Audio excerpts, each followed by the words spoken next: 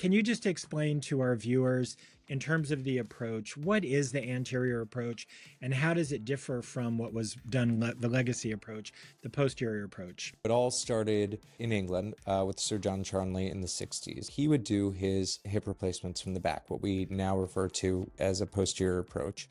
And that was the way things started, and that's the way they continued for a long time.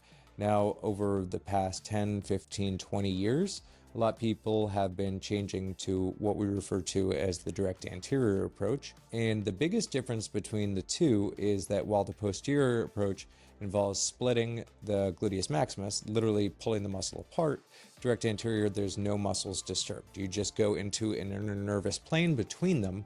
And so rather than pull the muscles apart, you're just moving them to the side.